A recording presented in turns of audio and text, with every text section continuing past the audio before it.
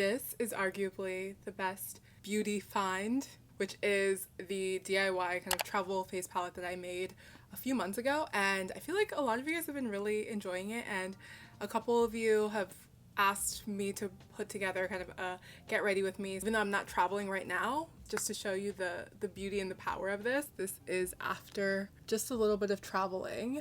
Some of these are very well loved, like this blush here and the bronzer. I'll talk about this more as I get ready. I normally have a spatula when I put this on, but you know, I turned on the camera, can't find it. And these are the brushes. If these are the brushes I travel with, imagine what my full collection looks like. But I will be honest, I normally travel with this smaller travel brush holder. Also, can we talk about my earrings?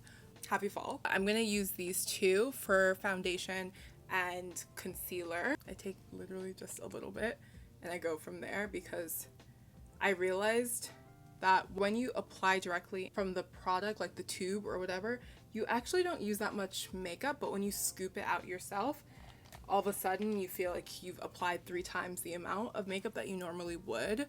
And so that's something I've learned over the last couple of months with this, and I'm just very careful, and it's better to just kind of layer things on than to put too much on and waste the product. Do you know what? As I put this on, I realized I have no primer. Good thing I caught that. Let's put the foundation. I've been more into spot concealing, but I'm just gonna do an all over. So this is just the darker color. I use my hand as kind of a palette. I feel like it does warm up the product a little bit more. So by the time I'm blending it in with my brush, it just feels and looks a little bit more natural. And I put a lighter color right at my forehead because it's a bit lighter up there. Buff that in. I'm gonna warn you guys that this is more of like a your skin but better look. When I travel, that's pretty much my go-to. I'm doing things a little bit out of order, but I normally do this last in my process. The weather, it's extremely warm, but the sun just decided not to come out today, even though it was supposed to.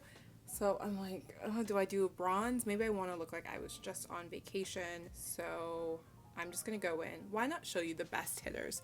And I've clearly enjoyed the bronzer, as you can see.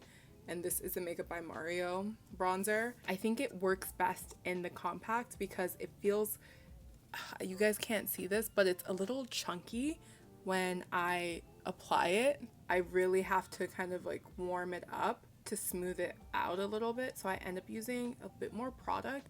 Dot, dot, dot, dot, dot, dot.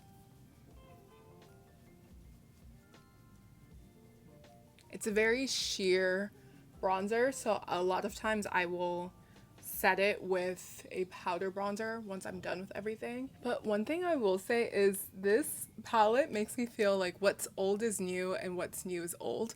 And what I mean by that is, by making this palette, I feel like it gave like a new life to some of my makeup products. This Makeup by Mario bronzer, it wasn't something I really reached for. I wasn't really reaching for a lot of bronzy looks.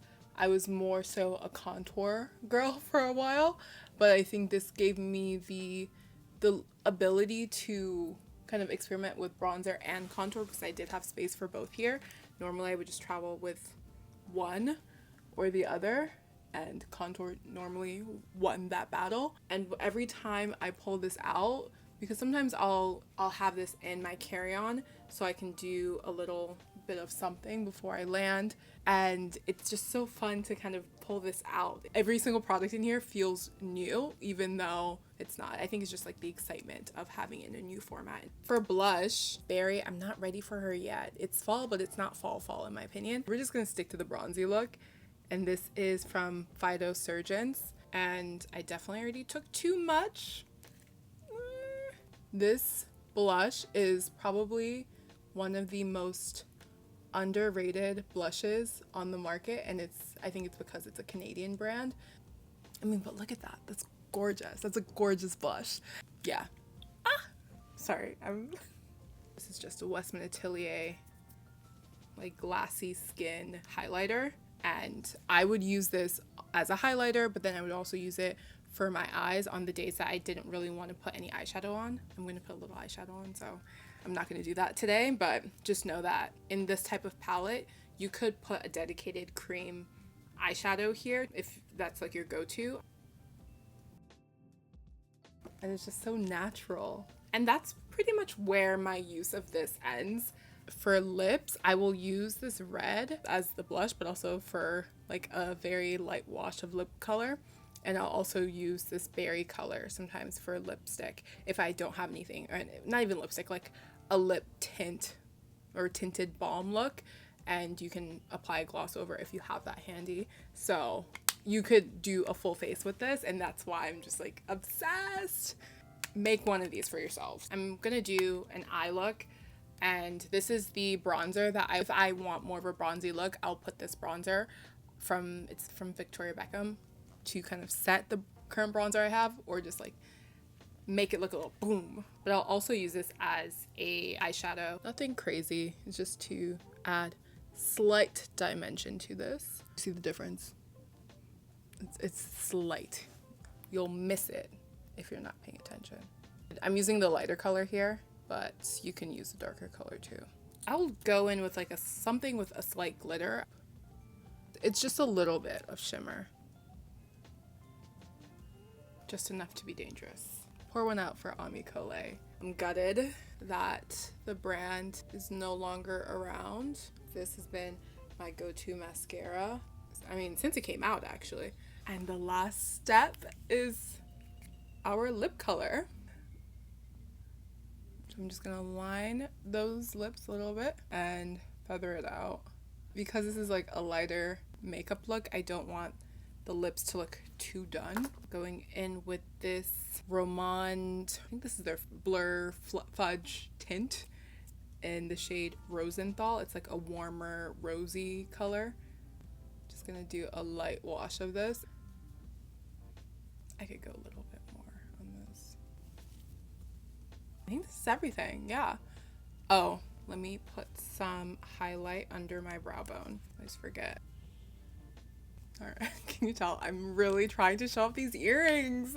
I've had these earrings for years, but every October they make an appearance, and I just have to really milk them, because as soon as, unfortunately, December 1st comes around, I have to put these back away. Once again,